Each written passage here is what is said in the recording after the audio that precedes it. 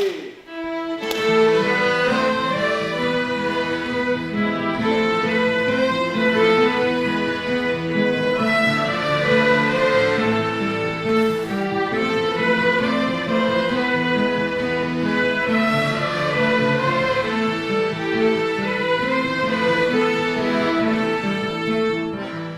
Le projet, c'est de faire découvrir à des jeunes l'histoire et le type de musique traditionnelle qu'on avait dans le pays du vignoble nantais.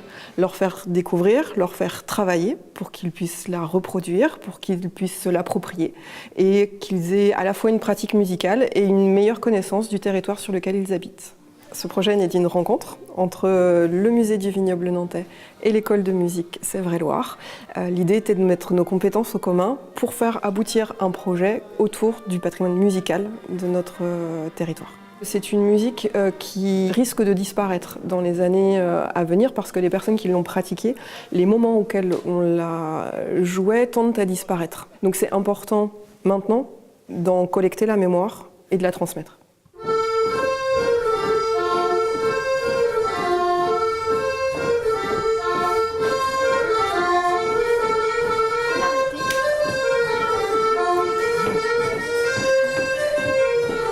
Qu'est-ce que vous avez eu envie de faire en entendant ça? Danser. Nous sommes ici à l'école de musique de Valette avec des élèves en formation musicale, des élèves de 4e année de formation musicale, donc ils ont à peu près 11 ans. On a réfléchi ensemble à la problématique de la place de la musique traditionnelle à Valette. On est allé rencontrer des gens qui ont essayé de nous éclairer un petit peu sur ce calendrier-là. On va peut-être commencer par les mariages alors. Les mariages et fêtes privées, on avait dit. Hein. Souvent, quand les mariés ils arrivent, il y a souvent une petite musique. Ensuite, on déterminait ensemble en cours les questions et les enfants se partageaient les thèmes pour travailler ça à la maison. Et on s'est aperçu que ce n'est pas sur Internet qu'ils trouvaient le plus de réponses. C'est vraiment un travail qui était efficace avec les témoins. Bonjour. Bonjour. Monsieur Marie, est-ce que vous pourriez nous parler de la musique traditionnelle? Nous dire ce que c'est? C'est une musique, on va dire, qui est plus dans une région.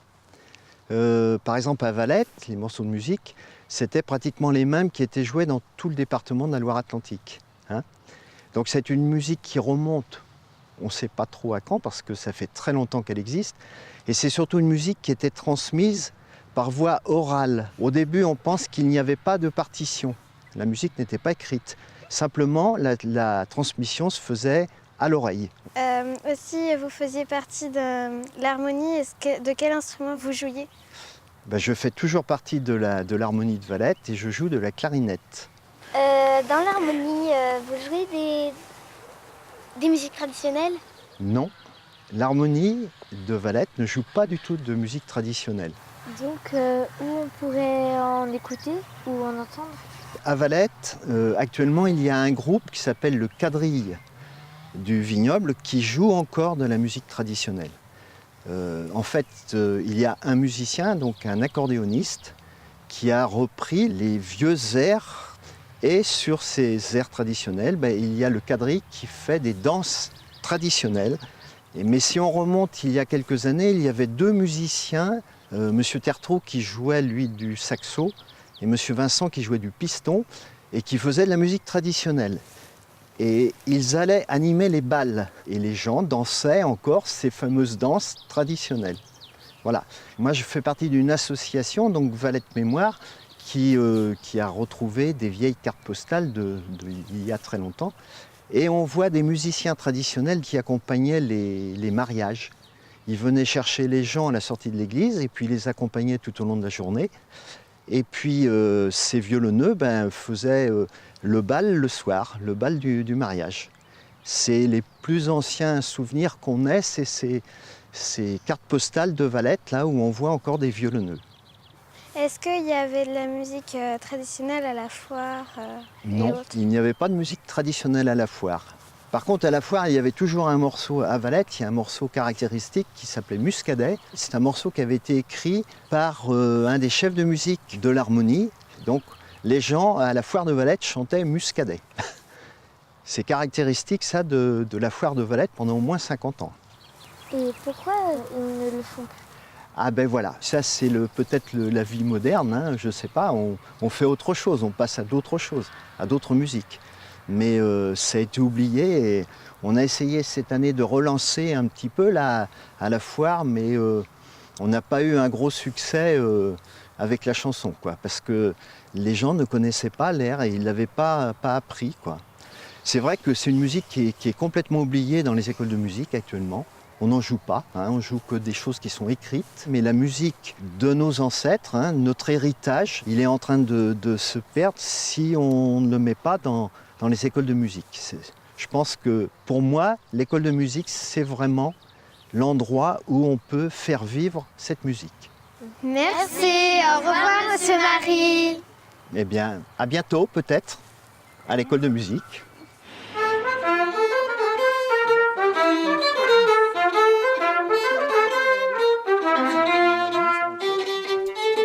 Nous sommes l'école de musique de Loire-Divat et nous avons travaillé avec une classe de culture musicale. Leur environnement musical, c'est quand même l'école de musique.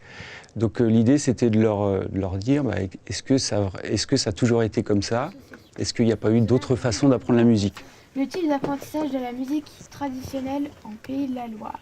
Donc on a fait des recherches sur la transmission de la musique à partir de documents, de témoignages. On a écouté beaucoup d'enregistrements audio faits par des anciens, avec des instruments comme le violon, le piston, voilà. Donc c'est l'idée de rencontrer Daniel pour qu'il nous explique un peu son parcours à lui. Bonjour Daniel. Bonjour. Comment avez-vous découvert la musique? Alors j'ai découvert la musique à l'école de mon village, du Leroux-Bottereau. J'allais donc tous les jeudis, parce que nous n'avions pas d'école le jeudi, en classe, avec un directeur d'école qui nous apprenait à jouer du fifre.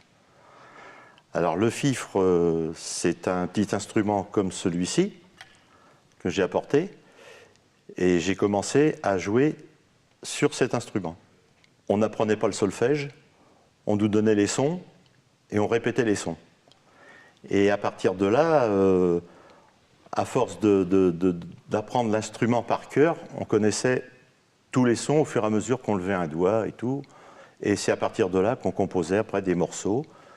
Et on les écoutait et on les répétait. On les écoutait, on les répétait. Et donc vous avez commencé avec le fifre. Est-ce qu'il y en a d'autres qui vous ont plu, que vous avez découvert un peu plus tard? Alors après, j'ai eu un parcours un petit peu spécial. J'ai fait du clairon dans la fanfare municipale, puisque à l'époque, il y avait une clique. Et donc, on pouvait rentrer dans cette clique du Leroux, on appelait ça, ça faisait partie du patronage, pour apprendre à jouer du clairon.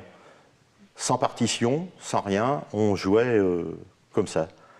Alors donc, aujourd'hui, je fais de la bombarde, de la flûte, et vous connaissiez la bombarde? Oui. Ouais, hein? Je ne sais pas s'il n'y a pas de cours de bombarde ici, non? Non. Attention aux oreilles, hein.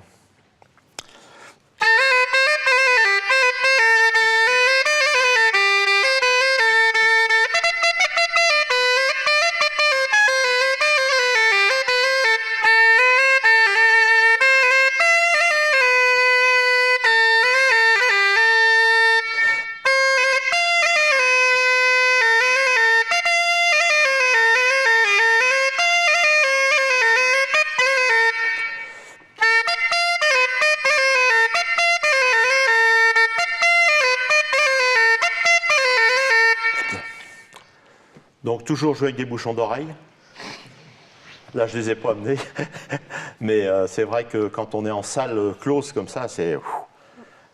Puis à 4, quand on est 4 bombardes à jouer, là, je peux vous dire, ça perce les tympans. Hein. Et pour en revenir à l'école où j'ai commencé à apprendre, on était demandé souvent dans les fêtes, dans les kermesses. On défilait dans les kermesses où il y avait des chars et tout. Et à partir de là, on a eu la chance de gagner 2-3 sous et ça nous a permis de faire quelques voyages avec tout le groupe là. On était hébergés souvent chez l'habitant, on a couché dans des granges, on a couché dans des dortoirs. C'était un petit peu Et on faisait de la musique pratiquement tous les jours. Eh ben, merci beaucoup. De rien, c'est avec plaisir.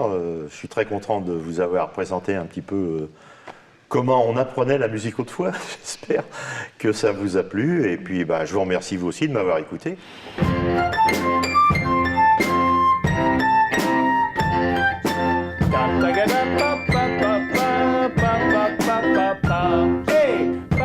Nous, on est l'école de Fortissimo, qui regroupe plusieurs communes, dont le Palais, et c'est là où on se retrouve tous les lundis soirs. Ce groupe est quand même très hétéroclite au niveau de l'âge. Donc on a essayé de globaliser un petit peu les recherches en fonction des capacités des uns et des autres et de pouvoir surtout faire un travail collectif. Moi j'ai beaucoup insisté tout au long de l'année là-dessus, à ce que tout le monde participe, que ce soit vraiment un projet de groupe. Moi je me suis orienté quand même sur un aspect assez ludique et dynamique vis-à-vis de cette musique. À savoir apprendre un petit peu à la jouer. Et puis on a également appris la danse. Voilà, on tourne ensemble. Très bien. On tourne dans l'autre sens. Après, on lève et les filles vont au cercle et on tourne autour. On avait un certain nombre d'informations, mais également des questions. C'est ce qu'on a préparé pour Guillaume. On s'est, projeté dans cette musique-là. Ça nous a certainement apporté aussi des questionnements supplémentaires. Bonjour Guillaume. Bonjour les enfants. Comment avez-vous connu le quadrille ? Alors, le quadrille du vignoble, en fait, moi, je joue de la musique dans le cercle celtique de Clisson. Donc, c'est un groupe de danse traditionnelle, avec des danses locales, du vignoble, mais aussi d'un petit peu partout en Bretagne et en Vendée. Et donc, on dansait le quadrille du vignoble un petit peu, mais c'est vrai qu'on a arrêté très vite de le danser. Et du coup, j'en ai entendu beaucoup parler. Je sais qu'il y a des cercles celtiques, des groupes de danse traditionnelle dans le vignoble qui continuent à le danser.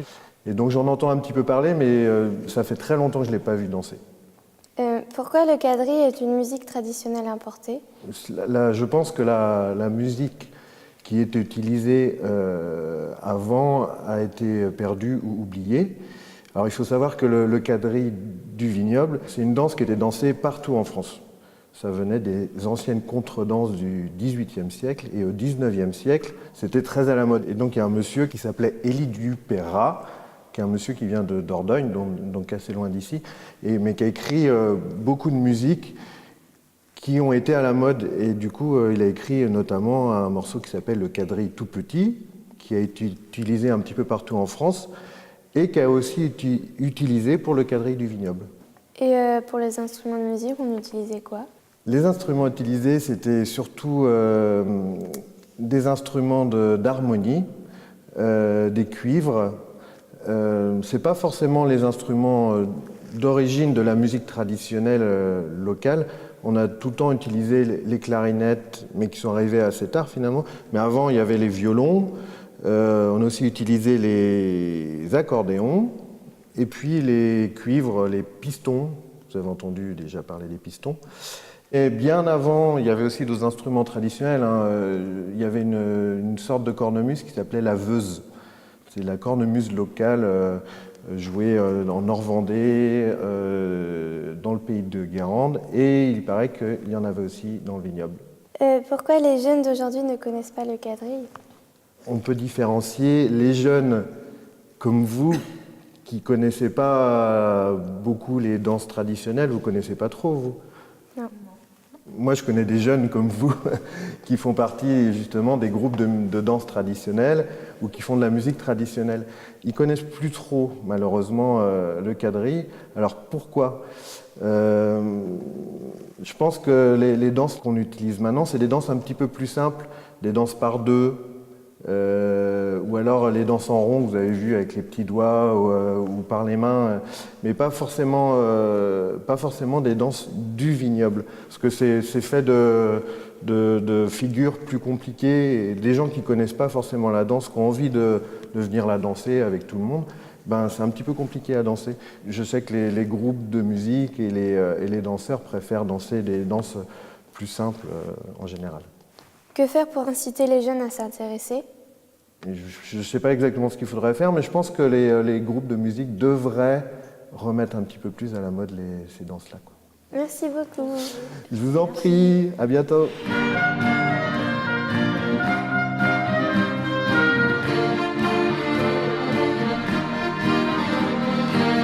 On a vu chez certains élèves qu'ils étaient vraiment, qu'ils faisaient les recherches de leur côté et qu'ils ont trouvé plein d'informations. Je leur ai demandé s'ils avaient pu parler avec les gens autour d'eux, ne serait-ce que leur famille, les amis de la famille, et du coup ils en avaient tous parlé autour d'eux pour demander des informations aux grands-parents, aux voisins. C'est ça en fait, le contact avec les gens, avec les personnes qui ont eux déjà une certaine connaissance. Pour pérenniser le projet, il y a plusieurs solutions. Nous, déjà, dans un musée ou dans des espaces culturels, on peut mettre en avant le projet qu'on a travaillé avec les élèves. Eux, dans les écoles, ils peuvent continuer à jouer cette musique. On espère que ces enfants qu'on a pu toucher lors de ces interventions vont peut-être un jour faire de la recherche sur la musique traditionnelle du vignoble nantais. C'est une petite graine qu'on plante.